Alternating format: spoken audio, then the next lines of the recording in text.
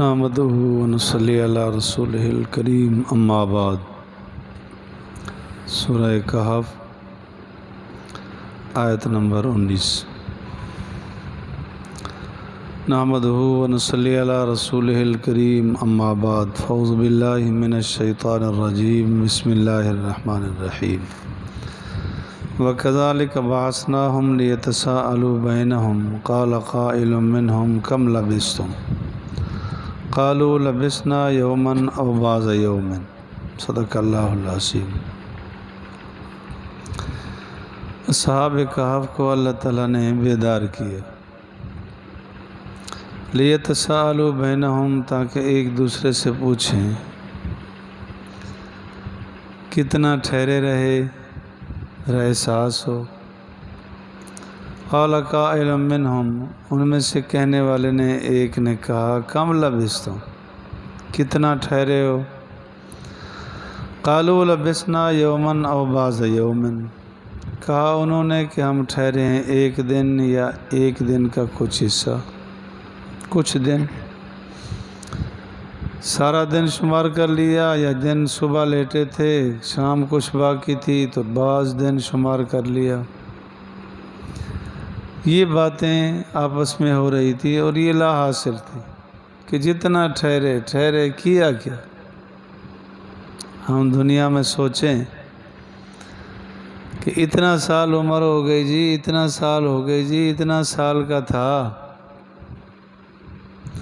سوچنے کی بات تو یہ ہے کہ اتنا سال میں کیا کیا، کیا کھویا کیا پایا۔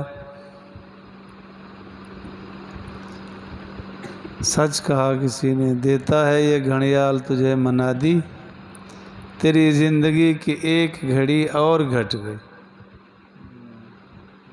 لیکن ہمیں فکر نہیں ہے۔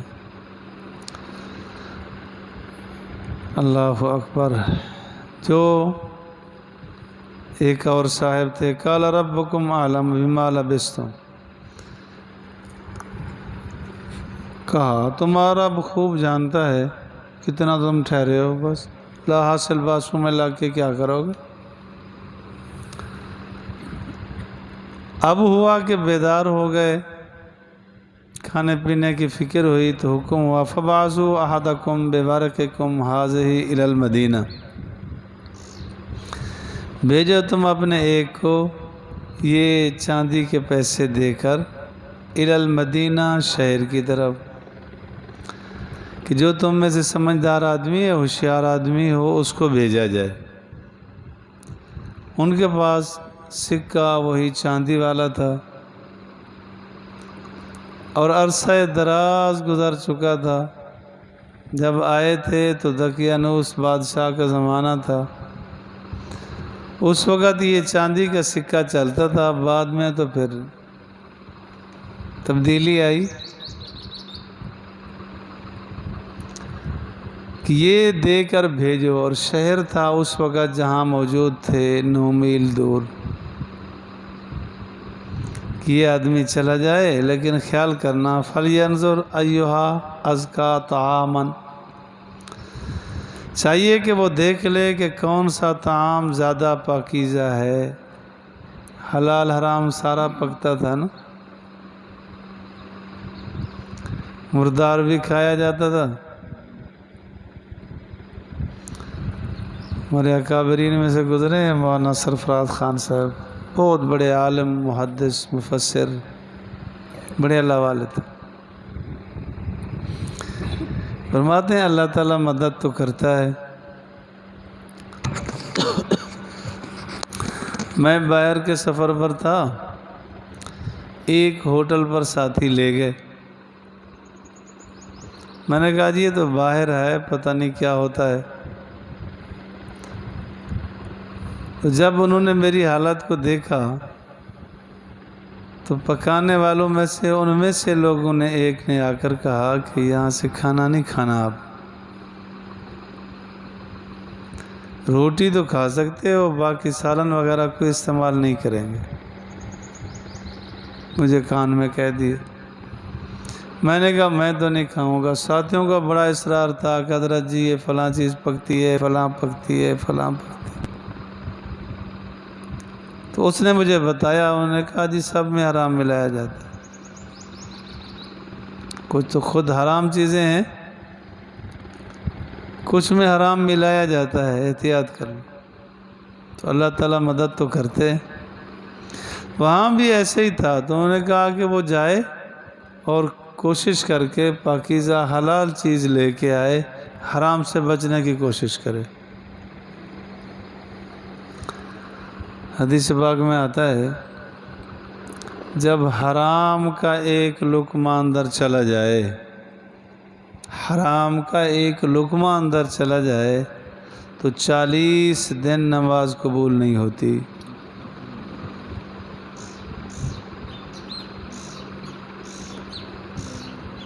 اللہ اکبر۔ تو اس وقت کیا تمیز رہ گئی؟ کئی جگہوں پر صفائی ہوتی ہے، پاکی نہیں ہوتی۔ صفائی کا اہتمام تو کر لیتے ہیں، پاکیزگی کا نہیں ہوتا۔ اسی کو کم از کم دیکھ لیا جائے، یہ ایک ہی برتن میں پانی لے لیتے ہیں،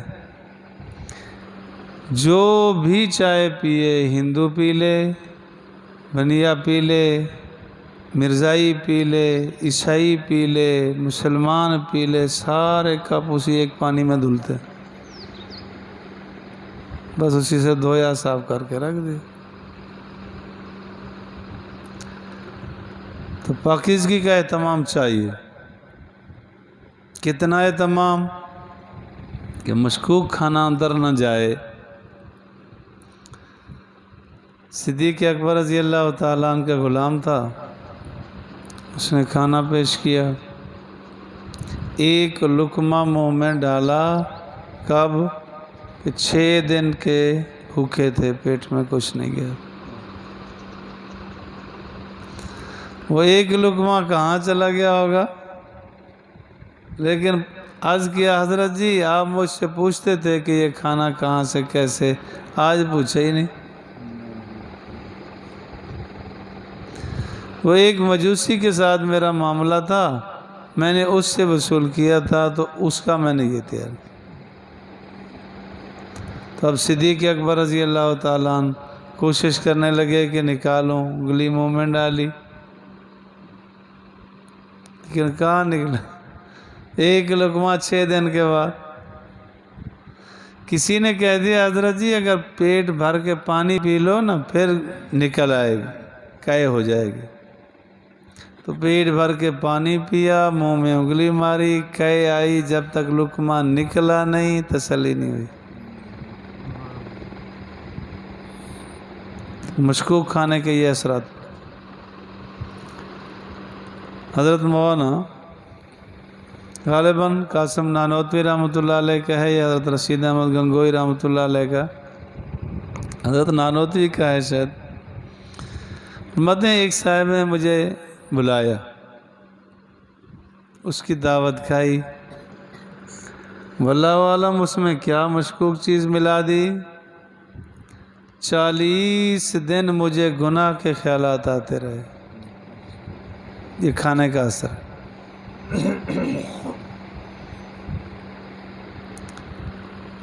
اور فرمایا پاکیزہ کھانے کے اثرات کیا ہوتے ہیں؟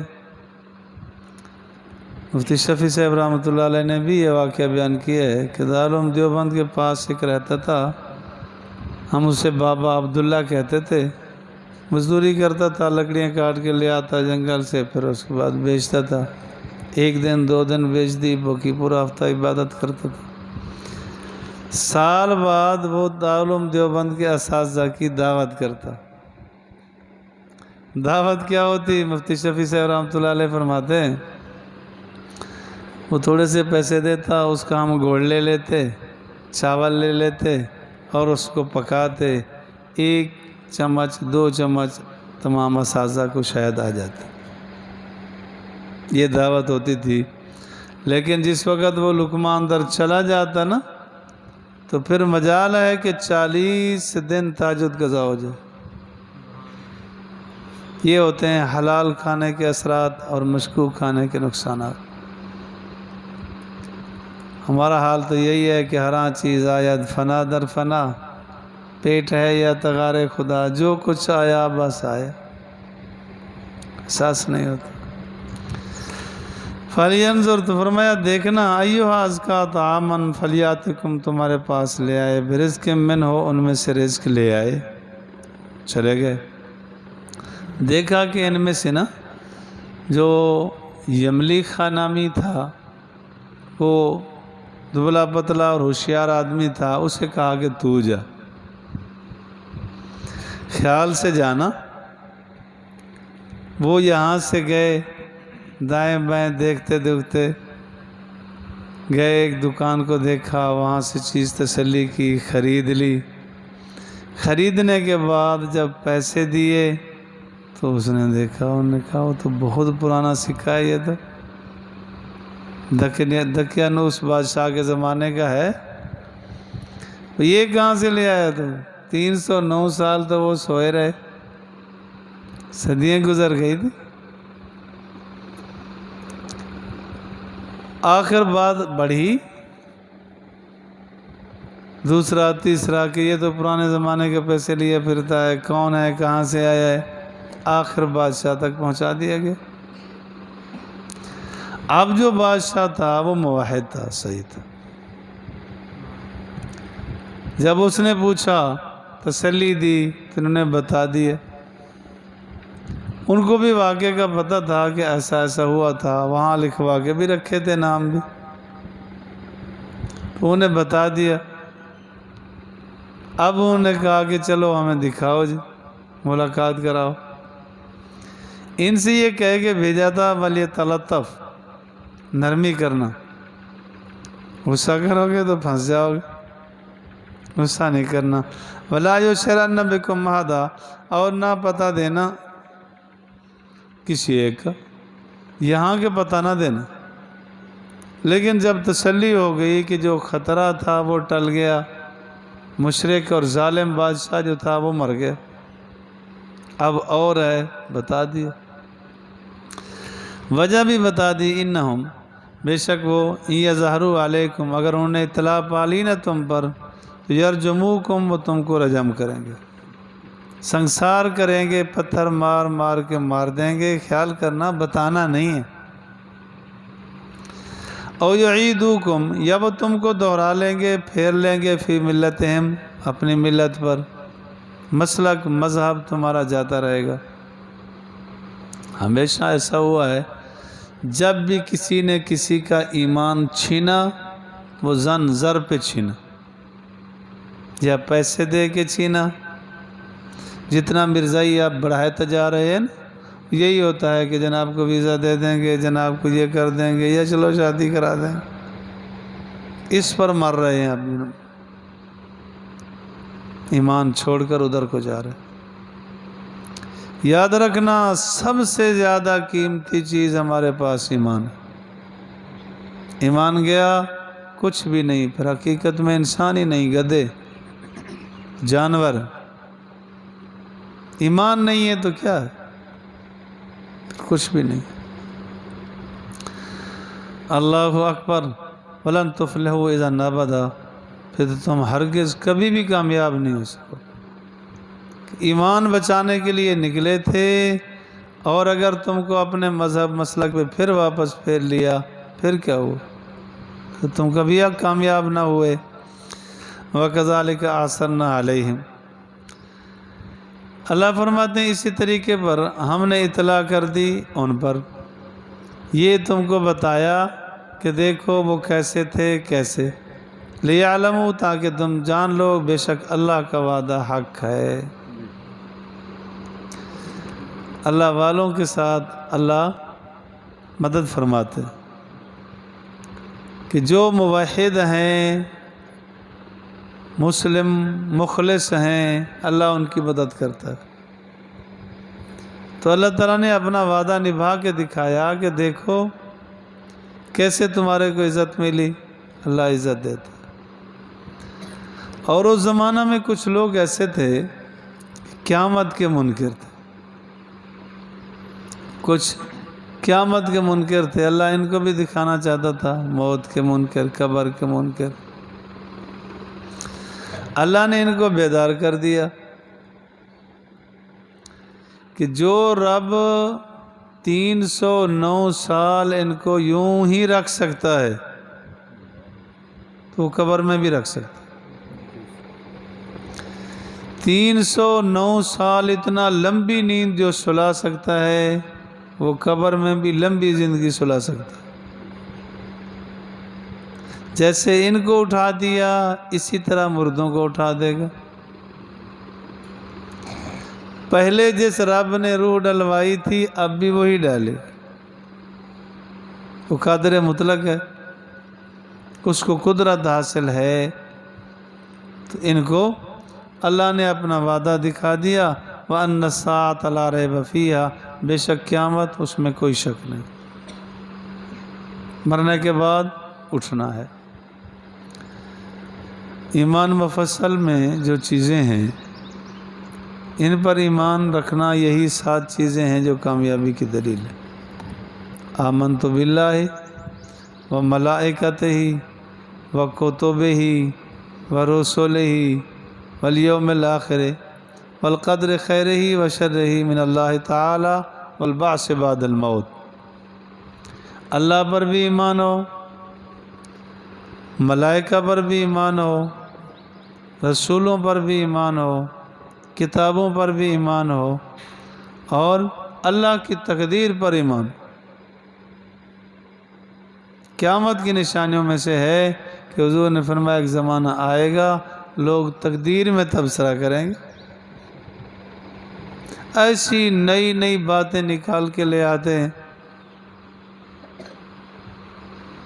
کل مجھے ایک صاحب کا فون آیا کہ اونٹ میں کتنے قربانیاں ہوتی ہیں؟ میں نے کہا جی 7 حدیث میں ہے۔ کہتا جی ایک حدیث میں 10 بھی ہے۔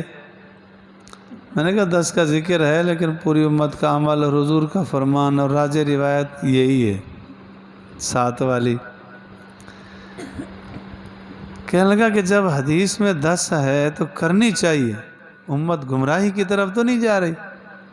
اللہ اکبر۔ میں نے کہا صحابہ گمراہی کی طرف گئے تھے کہ ہمیشہ ساتھ ہی کرتے رہے، پوری امت گمراہی کی طرف گئی کہ اونٹ میں 7 قربانیاں کرتے رہے۔ اب آپ بتانے لگے کہ 10 کرو تو ہدایت ہے، نہیں تو گمراہی۔ استغفر اللہ العظیم۔ ہاں جی، اذ یتنازعون بینہم امرہم، جس وقت وہ آپس میں جھگڑا کرنے لگے ان کے معاملے میں، فقالوا، کہنے لگے بنا لو ان پر مکان۔ وہاں تشریف لے گئے، ان سے ملاقات ہوئی، بات چیت ہوئی۔ اب بات یہ ہے، کچھ مفسرین محدثین فرماتے ہیں کہ اس ملاقات کے بعد پھر اللہ تعالیٰ نے اصحاب کہف کو موت دے دی۔ کچھ مفسرین محدثین فرماتے ہیں کہ اللہ نے پھر ان کو نیند دے دی، اب وہ نیند میں ہیں، حضرت مہدی کے زمانہ میں جاگیں گے اور حضرت مہدی کی حمایت کریں گے۔ کچھ روایت میں یہی ہے کہ ان کی وفات ہو گئی۔ تاہم یہاں تبصرہ کرنے لگے کہ اب یہاں کیا کیا جائے۔